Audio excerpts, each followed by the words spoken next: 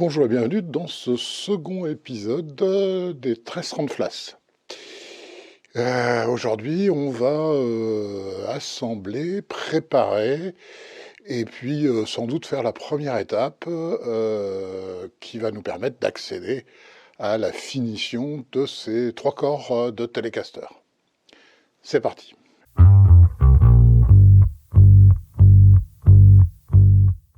Alors, assemblage, c'est un bien grand mot, c'est juste 2 petits éléments à installer, à coller. Je vais revenir un petit peu sur mon design de Telecaster, qui n'est pas exactement mon design, puisque là j'ai gardé le truc carré inventé par Leo Fender pour que les guitaristes aient, après plusieurs générations, un gène qui fait qu'ils ont la main carrée.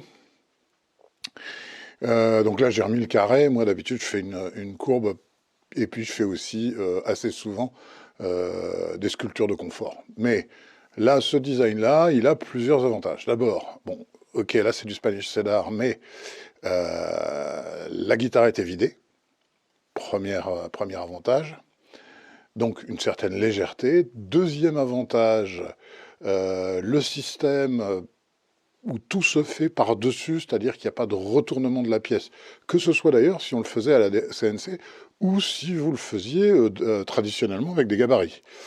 Fait que on a à la fois la possibilité, je vous montre ça au fur et à mesure en image, on a à la fois la possibilité d'utiliser un composant standard comme cache pour la cavité de contrôle, même si on accède par l'arrière. L'autre chose, c'est que la cavité de contrôle de la Telecaster standard fait 1 pouce de large, c'est-à-dire 25,4. Le problème, c'est qu'un condensateur CTS, en largeur, ça fait 24 mm. Donc on a 1,5 mm de râpe, faut pas laisser dépasser une soudure ou quoi que ce soit, parce que sinon on touche les bords. Et là, ce qu'on fait, c'est qu'on fait une cavité par le haut de 37, ce qui n'empêche que la fermeture, elle, est la fermeture standard, d'où le fait qu'on peut utiliser un cache standard du commerce, comme celui que vous voyez là. La troisième partie intéressante, évidemment, c'est le fait de faire une table incrustée. Je vois beaucoup de guitares avec des tables collées. La table collée, le problème, c'est qu'on a 2 bois, en fait, quand on regarde sur le côté. On peut se dire, tant pis, je vais faire un filet. Il faut faire un filet sur le dessus. Bon, c'est un petit peu de travail, ça peut être très joli. Mais si on veut vraiment garder les quarts de rond, si on a juste collé comme ça peut être assez vilain, en fait. Le quart de rond qui est juste sur la jonction entre les deux. Ou alors, on utilise une table bien épaisse, quoi. Or là, on utilise des tables de 3 mm, et c'est super sympa parce que 3 mm, c'est juste ce qu'on a d'habitude sur un pick-guard, et ça permet de vraiment bien installer les potentiomètres, le sélecteur, etc. Donc la table incrustée permet à la fois d'avoir les quarts de rond, et on ne voit pas le bois de la table, et d'utiliser des tables de 3 mm d'épaisseur qui sont moins chères généralement, même si c'est des très beaux bois, voire sur la boutique. Enfin, dernière petite chose, là j'ai mis 2 humbuckers. J'ai exactement le même plan, mais avec le traditionnel 2 single coil Telecaster, un single coil, un humbucker, un P90, etc. Puisqu'en fait, on se contente de changer sur un plan standard juste quelques composants. L'intérêt aussi des 2 humbuckers, c'est que le guitariste qui voudrait plus tard l'acheter et puis l'assembler, il a juste besoin de trouver ce qui se trouve à peu près partout, un chevalet Telecaster standard avec le trou rectangulaire du humbucker, ou bien même une autre possibilité consiste à acheter un standard et à mettre le mini humbucker de Seymour Duncan, ou mettre un single coil. Enfin bon, il y a plein de possibilités. Voilà, donc on a juste 2 trucs à coller, Et puis ce qu'on va faire après, ben, c'est qu'on va mettre de la peinture conductrice dans toutes les cavités, hein, de manière à ce que tout soit bien prêt. Et puis on se retrouve après.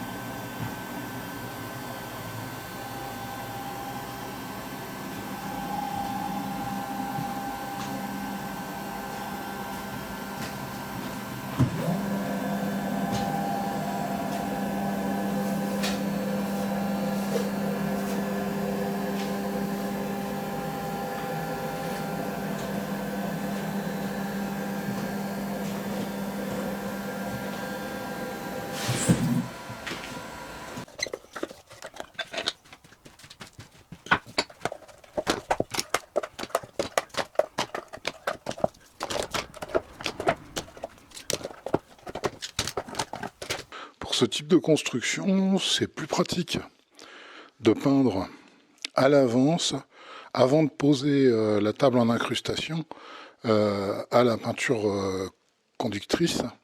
Comme ça, on aura juste besoin, en fait, à la fin, de faire le fond. Et ça se fera très bien facilement.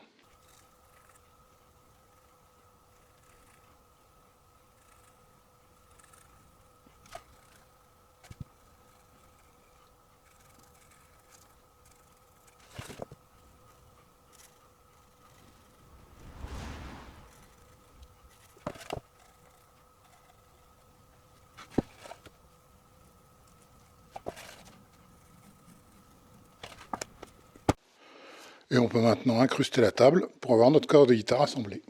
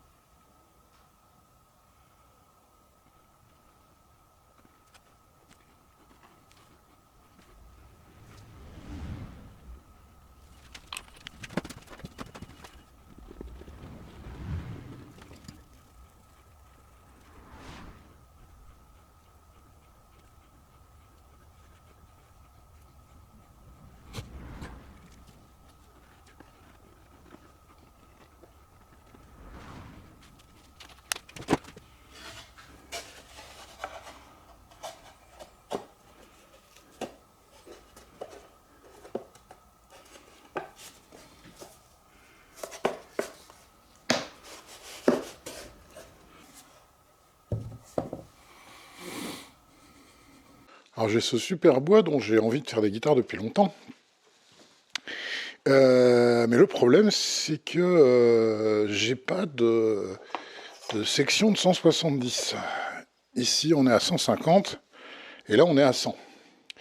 Alors, pour faire des corps, bah, on pourrait utiliser une technique avec 3 éléments collés. Et puis après, il faudrait tout passer à la CNC pour creuser, cavité de contrôle, etc., etc. Une autre technique, c'est de fonctionner en mode de puzzle. C'est ce que vous aviez vu quand j'avais fait les 2 cordes modernes. Et là, c'est ce qu'on va faire. Donc, je vais usiner tout ça et puis je vais vous montrer à la fin un petit peu ce que ça va donner au niveau construction du bois.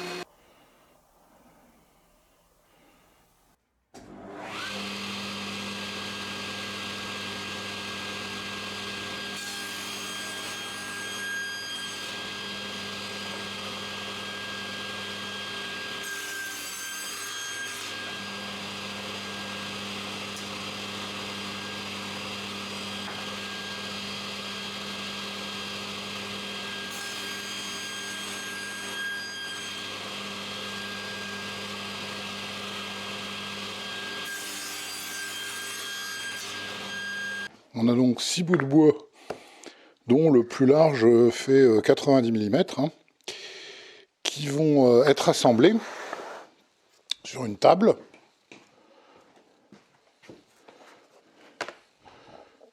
Qui sera le fond de la guitare. Et on aura donc un montant,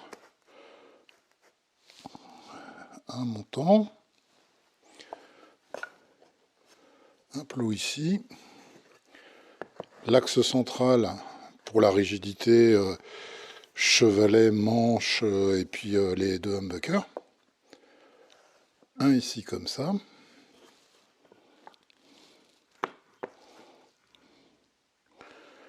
et un en bas.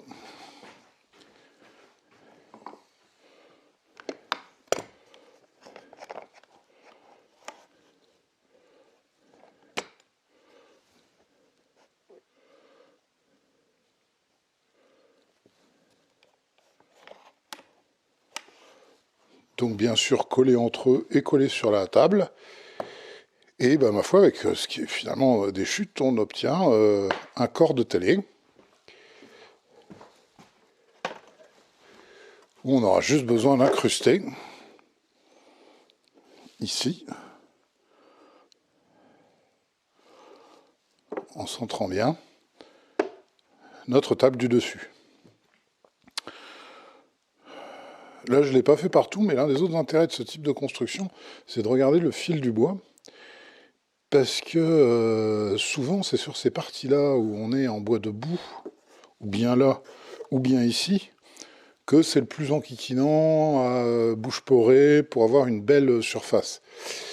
Là, il y a ici et ici, parce que c'est forcément dans ce sens-là. Enfin, celui-là, j'aurais pu le faire dans l'autre sens, mais j'ai débité comme ça. Mais ici, par exemple, et en bas, on n'est pas en bois de boue, si bien que on va avoir une surface d'une bien meilleure qualité. Et on va utiliser beaucoup moins de bouche-port. Et voilà nos débits pour faire donc 6 corps de Telecaster.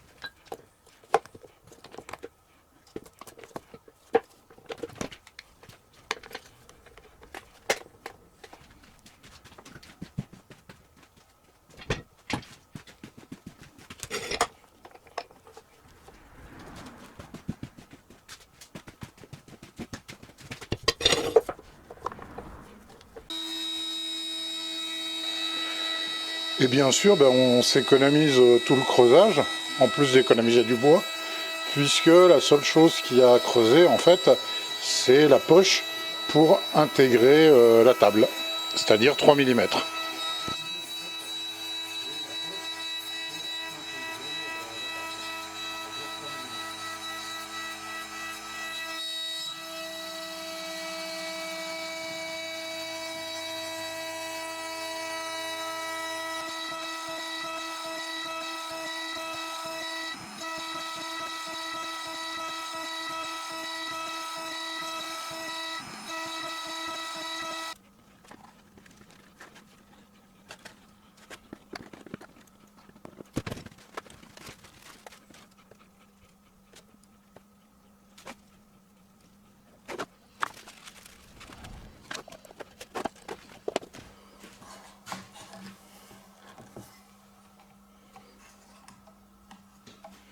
Pour la première méthode, les deux premières, vous m'avez vu blinder la cavité de contrôle avec un pinceau et puis de la peinture conductrice.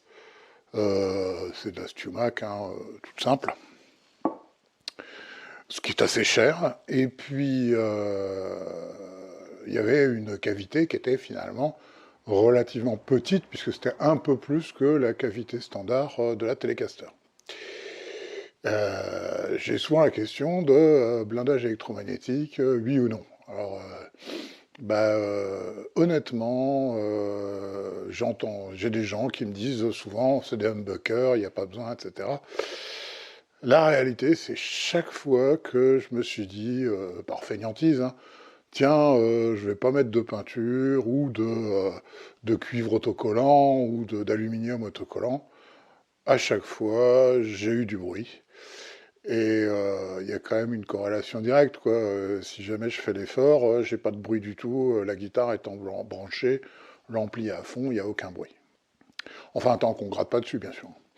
Donc, j'ai envie que ce soit des vraies guitares, cette série, c'est pas juste faire joujou avec de la peinture, parce que si c'était juste ça, j'utiliserais ces petits trucs en plastique, qui se vendent par 25, et qui sont déjà noirs et qui permettent de faire des tests de bombes.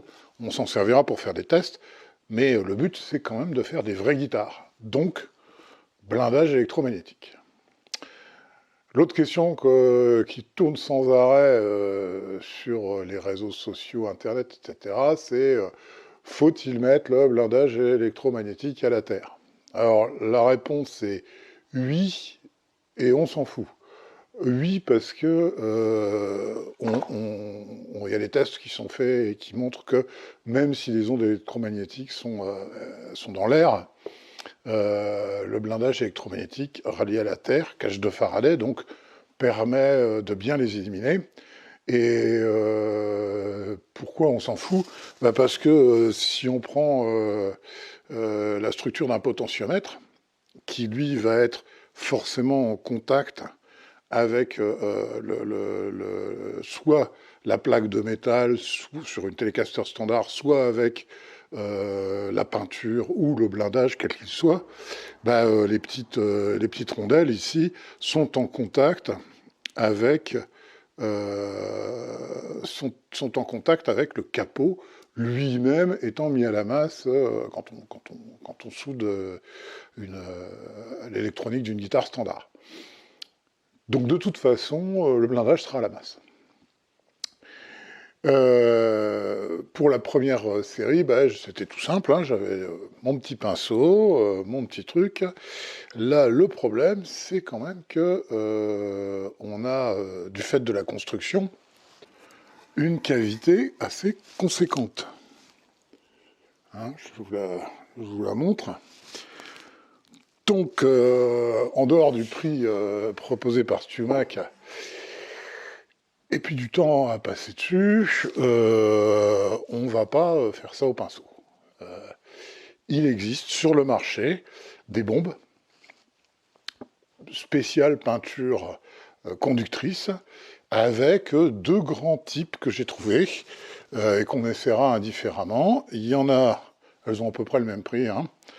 Il y a des bombes au graphite, comme celle-ci. Et il y a aussi des bombes. Alors c'est une boîte de Barcelone qui fait ça. C'est pas les autres Espagnols. Hein. Et ça, c'est de la peinture conductrice qui est au nickel. Ça va quand même bien nous faciliter la vie. Donc on va bomber l'intérieur, là, avant usinage. Et puis bien sûr, on va bomber aussi la table qui va être encastrée. C'est comme ça que ça se présente. Avec un cache que j'ai fait en contreplaqué qui permet de le positionner et puis en fait de ne mettre de la peinture que sur les endroits qui nous intéressent puisque le reste ce sera des surfaces collées. Allez au boulot. Pour certains travaux de peinture où on veut être vertical, c'est pas mal d'investir dans un petit chevalet d'artiste pas cher, hein, parce que ça permet comme ça, on le protège, on met notre corps et on va pouvoir bomber comme ça, bien à la verticale. Pour les bombes, j'ai toujours mon truc de feignant.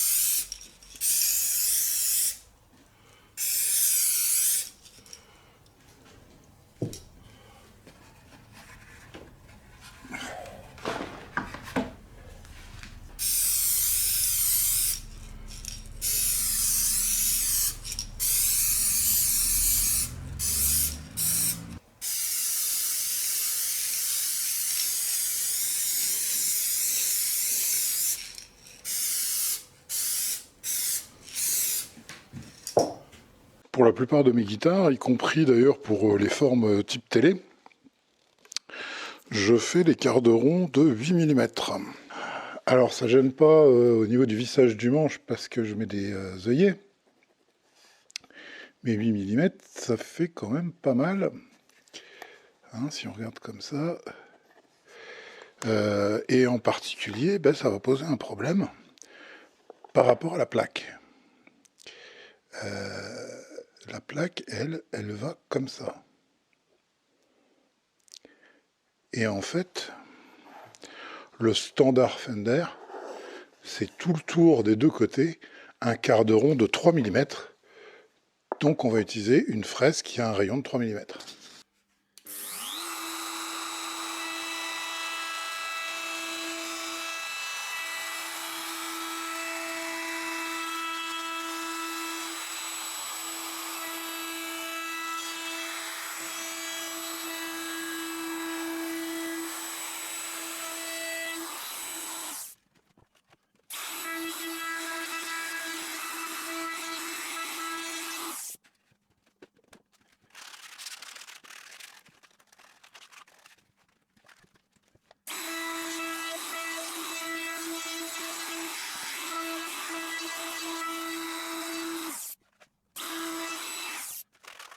Et là, ça marche bien avec des plaques standards du marché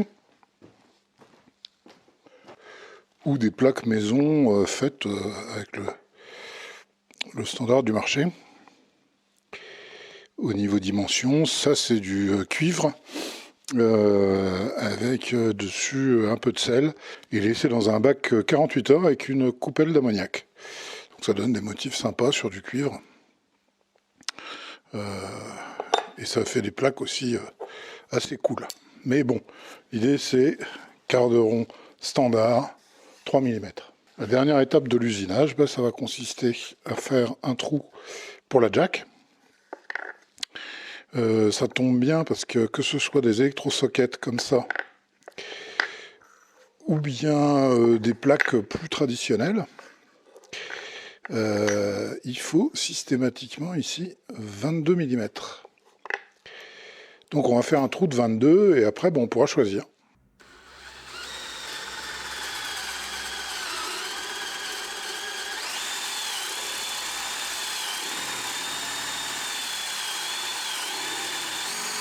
Voilà, il m'en reste 7 autres à faire. Ça c'est assez rugueux, c'est du 80 hein, au niveau du ponçage. Oui, il m'en reste 7 à faire, donc je retourne à la mine, et puis on se retrouve après.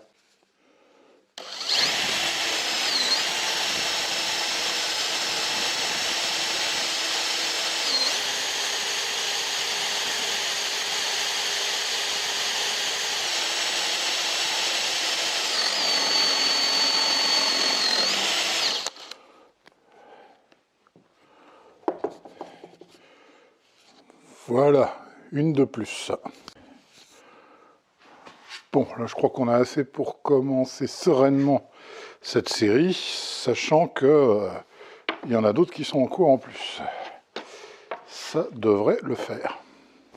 Voilà, on a le début, là, on s'approche petit à petit des finitions, il nous reste encore pas mal de travail de préparation, parce que, et ça c'est une règle, je l'ai redit encore plusieurs fois, et vous allez encore m'entendre le dire, la qualité de la préparation d'un support, c'est la qualité de la peinture.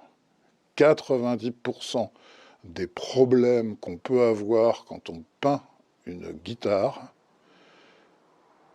viennent d'un support qui n'est pas parfait.